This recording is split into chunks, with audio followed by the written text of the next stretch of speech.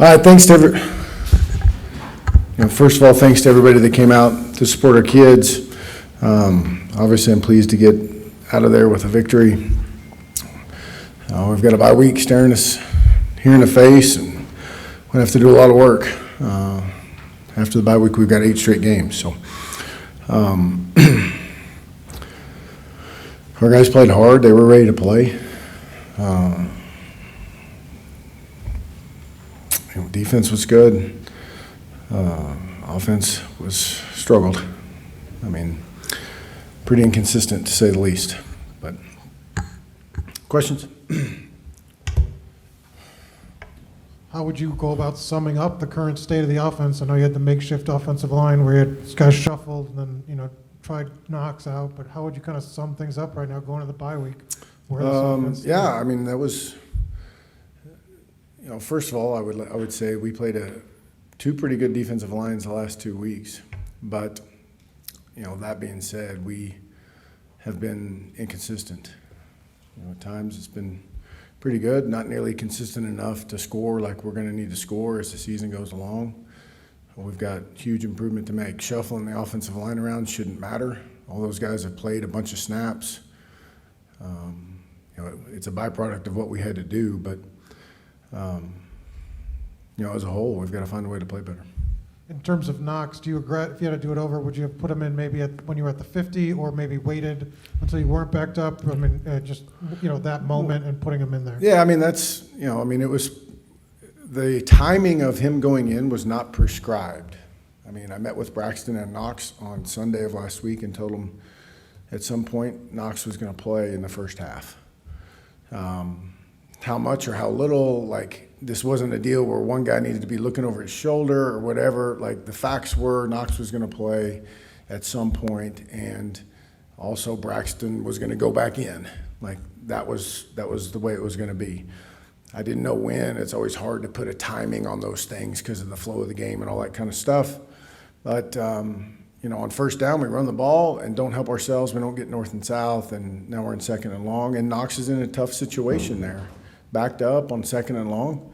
But that's part of playing quarterback too, is being disciplined enough to go throw the ball away and go live to play the next down. So, I wish it would have turned out differently for him, but where the ball was should be inconsequential to how he performs. Justin, how would you evaluate how Braxton played today? It looks like he had some underthrown, overthrown balls in addition to the touchdown pass he had. Yeah, I would say some good, some bad. I thought he had a great week of preparation after getting news that he didn't like. I was really proud of the way that he responded through preparation and made some plays out there today like he has all week, and made some plays in the passing game. Gave our guys some chances to go catch the ball, and some of them we made and some of them we didn't. So certainly wasn't perfect, but I think it was better in terms of getting our guys chances to go make some plays. What kind of jolt did that punt return touchdown by Tavion give you guys there in the second quarter to tie ball game? No, it was huge. We felt like for some time that Tavion was a weapon back there, and just kind of waiting for the dam to break, and it did today. We spend a lot of time on that stuff, and it was nice to reap those benefits at that point in the game. Trey had 6 catches, went over the century mark, had 102 yards and a touchdown. How big was he after he only had a couple catches last week? Well, I'm trying to remember all the catches, but there was 2 there that were definitely contested balls, and that's what we've got to have. We're not always going to get open by 10 yards, and he went up and was aggressive to the ball and made a couple plays, which I thought were, what we really needed and what we needed from him. And it was a good job by Braxton giving him a chance to go up and go make those plays. Justin, did the fake punt unfold as you drew it up until the ball was released, or? Yeah, right up till the end. So they turned those guys loose. Those gunners loose, so all the time.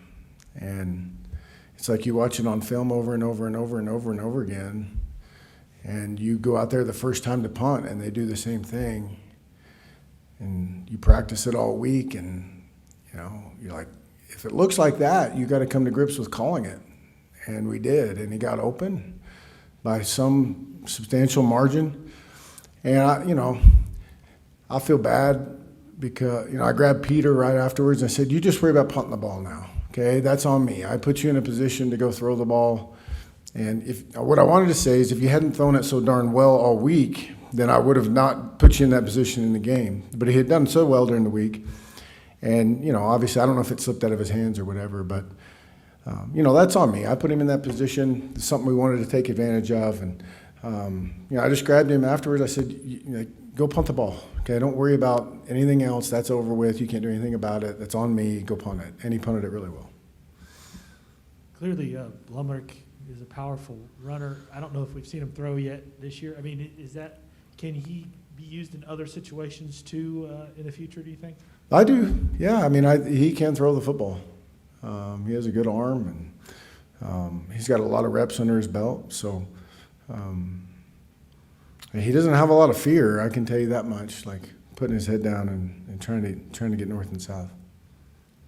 Mancuso gets knocked out on like the first or second play, and then obviously they go to their backup who mostly ran the ball. I mean, what changed for the defense? Do you think they kind of adapted well? And in the second half, were you kind of prepared for them to just try to hammer you guys? And how do you think you handled that? Yeah, I mean, there were some things probably we could have been a little stouter in the run game, but we handled that part of it just fine. I mean, we're talking about a group that gave up 10 points, and one time we gave them the ball on the 10-yard line, so, or whatever it was, 15-yard line. So I hate it for Richmond. That's a really good player they lost today. It looked like a nothing play. I mean, he got out and kind of like a busted play and scrambled, and then when he got up, he was holding his hand. I hate it for him, but I thought we adjusted fine. You mentioned Peter earlier. He had 6 punts today, 4 inside the 20, a couple 50-yarders. What have you liked from him so far through 4 games? He's been really good for you guys. Well, I've liked his punting a lot more than his passing, but he's just been really consistent, and hasn't been all nerved up for a guy that hasn't played a lot. And the wind became a little bit of a factor later in the game. It was, particularly in the second half, it was, I thought, substantial. It was windy as I've remembered in some time, and he seemed to kick the ball into the wind really well today. Mike asked earlier about the reshuffled offensive line. Is Silas a long-term deal, or do you expect him back shortly? I don't expect it to be a long-term thing. Like, it's non-surgical foot deal that I anticipate he should be back. Anybody else for Coach?